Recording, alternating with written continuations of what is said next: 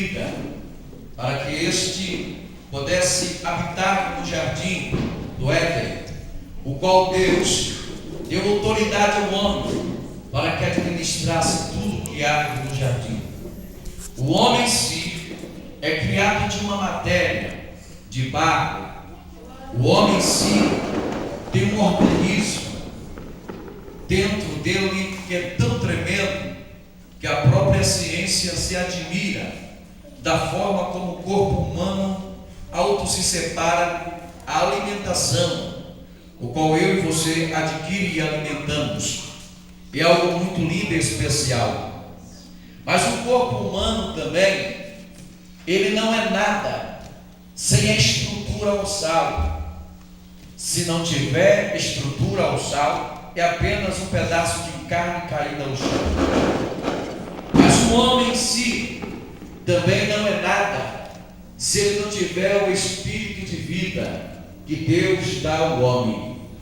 A ciência, um tempo atrás, falava de clonagem, clonou algumas situações de animais e tentaram clonar o homem, até criar filmes e novelas sobre a clonagem.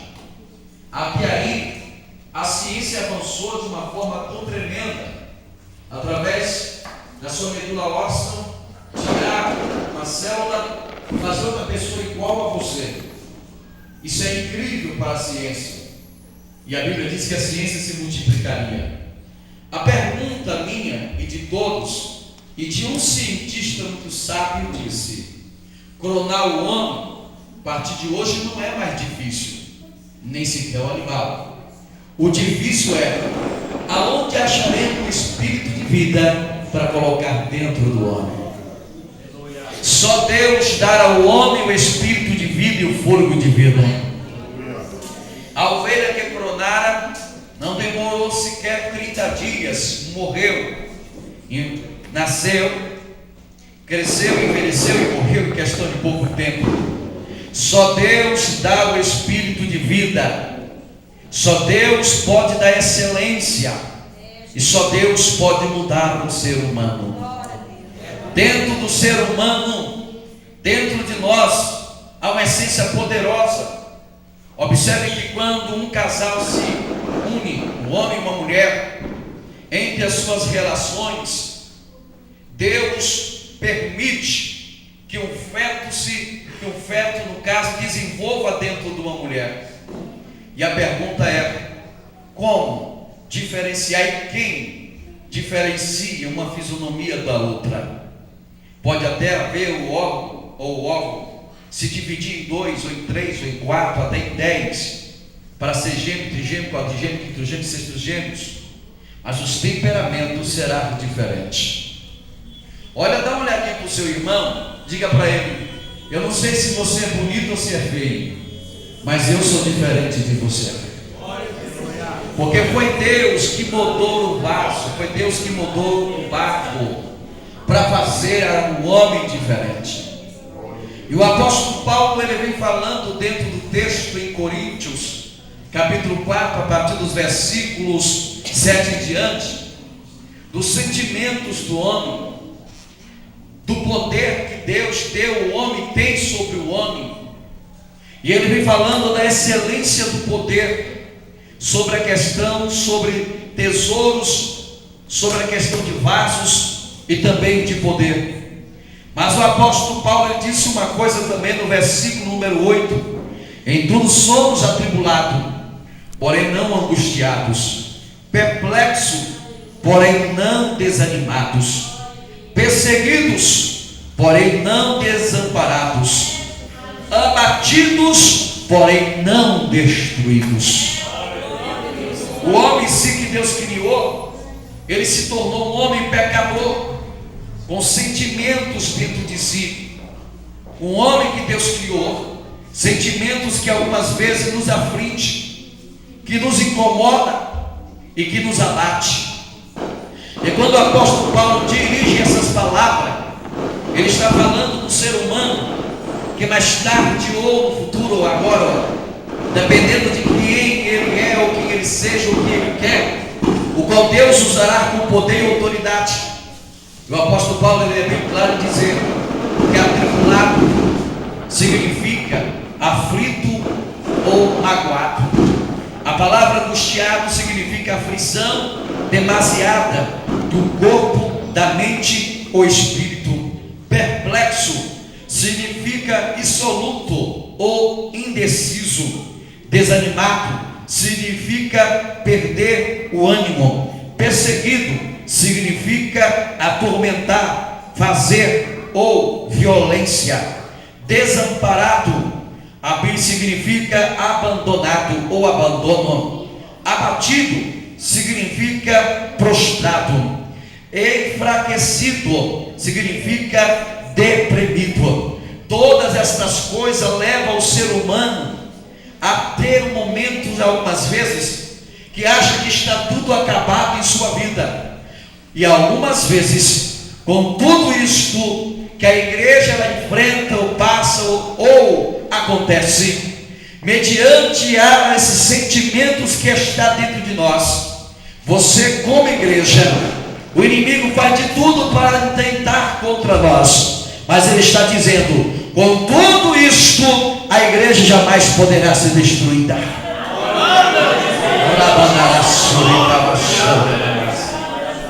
O apóstolo Paulo está falando desses sentimentos que algumas vezes nos agarra, que tenta nos sufocar, mas jamais seremos destruídos, porque somos vasos, e vaso onde tem azeite, a coisa é diferente.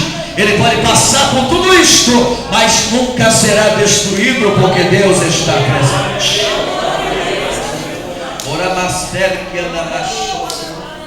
Mas o apóstolo Paulo, para chegar até vaso, ele identifica algumas razões dentro deste versículo, em 3 palavras, e o qual é identificado e nos traz a razão desse texto. Uma dessas palavras é tesouro, a segunda é vaso e a terceira é poder. Essas 3 palavras têm sentido poderoso nesses versículos e resumem completamente o texto do capítulo 4.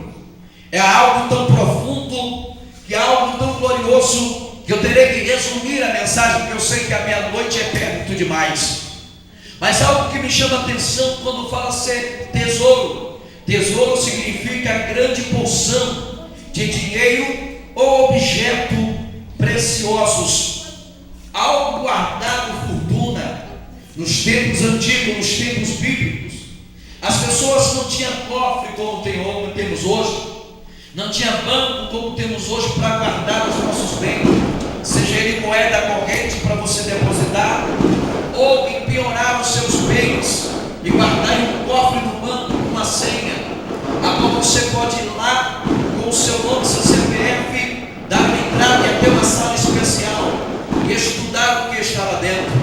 Nos Estados Unidos, há banco que você guarda os seus tesouros, como prata, ouro, anéis, diamante, cristais e outras pedras preciosas.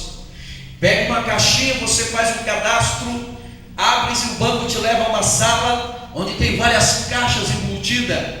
Lá vai ter as suas iniciais e alguns números do seu CPF que vai identificar uma senha. E lá dentro está o seu pertence. Naquela época não existia isso. As pessoas faziam-se barro, pegavam os barros, tentavam molhava e fazia liga. Mas alguns tipos de barro não era ideal para fazer barro. Segundo a história dos historiadores, pesquisadores de barro, há 200 espécies de barro no mundo. No mundo inteiro há 200 espécies de barro. Dessas 200 espécies de barro, só 8 espécies servem para fazer barro.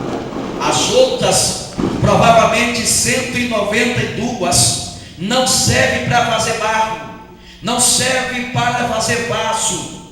Agora preste atenção, dessas 8 qualidades de barro, no Brasil existem algumas qualidades dos 8. Inclusive em Minas, na cidade de Salinas, abaixo de Montes Claros, há uma qualidade de barro que é muito caro, que serve não só para fazer bloco, como tijolo, também vasos. E a questão é que quando as pessoas faziam vasos nos tempos antigos, faziam vasos preciosos, moldados, guardados, e colocava dentro deles os seus preciosos bens, para que ali ficasse guardado. Havia vasos que havia diferenciados, vasos que serviam para azeites e algumas qualificações. Os primeiros vasos, quando se fazia, que amassava o barro, tirava as suas impurezas, voltava a liga, fazia ele, levava para o sol, aquecia,